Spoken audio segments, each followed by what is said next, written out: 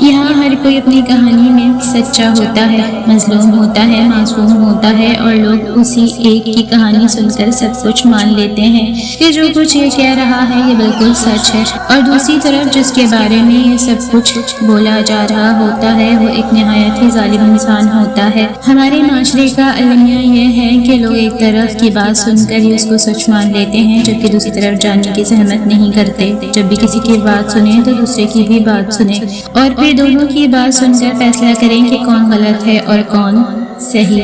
یتیموں کے ساتھ اچھا سلوک کریں۔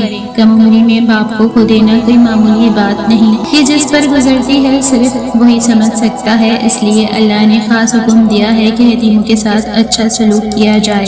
ہم میں سے بہت سے لوگ ان پر مال تو خرچ کر دیتے ہیں، لیکن اس کے بدلے انہیں جوتے کی نوک پر رکھتے ہیں۔ ہمارے دلوں میں اور ہمارے گھروں میں ان کے لیے کوئی جگہ نہیں ہوتی، ان کے سامنے ان کی ماں کو ذلیل کیا جاتا ہے، احسان جتایا جاتا ہے اور ایسا سلوک کیا جاتا ہے جو کسی ایسے بچے کے ساتھ نہیں کیا جاتا جس کا باپ زندہ ہو۔ ان بچوں کی بھی خواہشات اور جذبات ہوتے ہیں، وہ بھی کھیل سکتے ہیں، ہنس سکتے ہیں اور کچھ اچھا کھا سکتے ہیں۔ اگر آپ نے ان پر مال خرچ کیا ہے تو اس کے بدلے کی امید صرف اپنے رب سے رکھیں، ان معصوموں سے ان کی زندگی نہ چھینیں، کہیں ایسا نہ ہو کہ آپ کے ہاتھ سے مال بھی چلا جائے اور اللہ کی رحمت بھی اٹھ جائے۔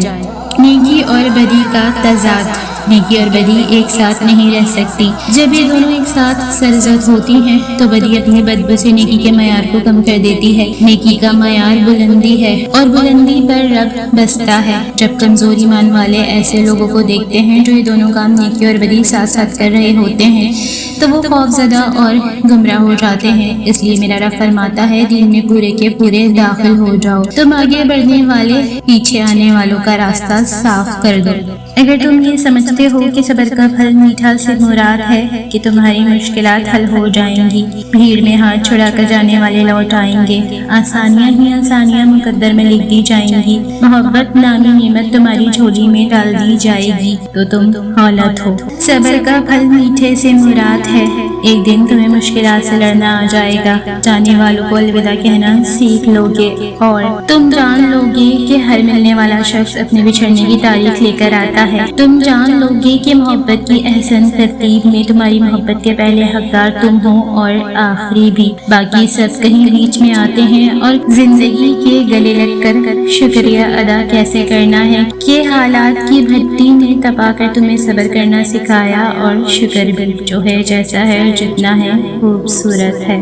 گھر کی چھوٹی بیٹی۔ سب کو لگتا ہے کہ گھر کی چھوٹی بیٹی بہت لاڈلی ہوتی ہے اور اس کے مزے ہوتے ہیں، لیکن میں سوچتی ہوں کہ وہ لاڈ اٹھانے کے ساتھ زندگی کے کئی کڑوے سچ بھی سب سے پہلے دیکھتی ہے۔ مانا کہ اسے بہت سی چیزوں کی آزادی ہوتی ہے، لیکن وہ بہن بھائیوں کو الگ ہوتے، خاندان والوں کو بدلتے اور ماں باپ کو بوڑھا ہوتے بہت قریب سے دیکھتی ہے۔ وہ دنیا کو بہت جلد سمجھ جاتی ہے۔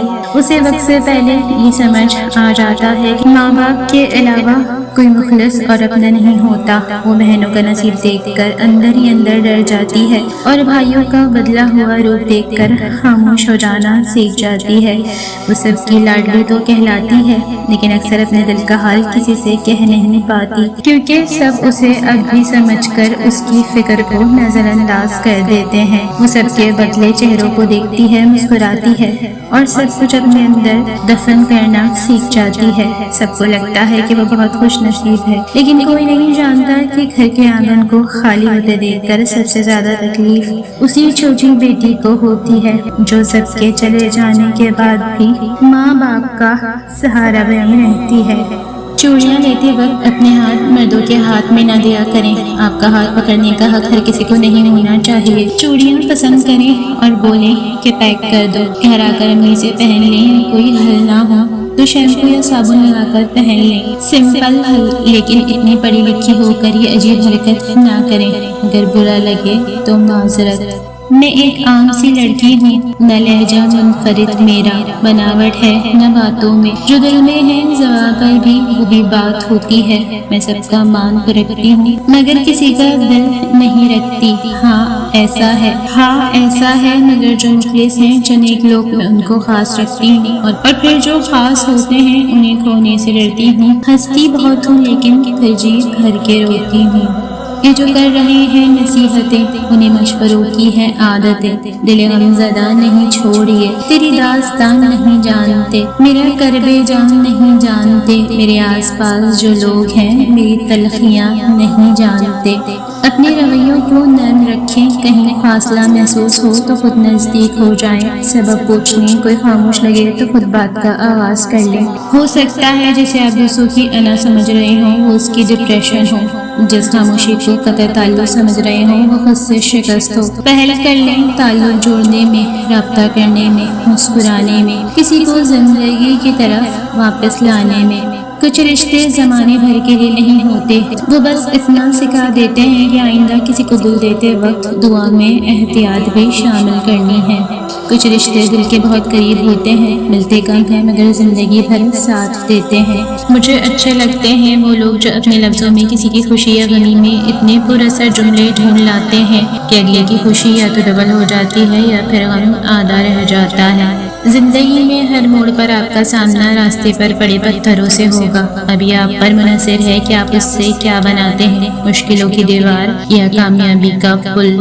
کبھی کبھی انسان کا خاموش ہو جانا ہی بہتر ہوتا ہے، بجائے اس کے کہ ہم لوگوں کو سنا کر بتائیں کہ ہم کیسا محسوس کر رہے ہیں، کیونکہ یہ امر اس وقت مزید تکلیف کا باعث بنتا ہے جب لوگ ہمیں سن تو رہے ہوتے ہیں مگر ہمیں ہماری کیفیت درد تکلیف کو نہیں سمجھ پا رہے ہوتے۔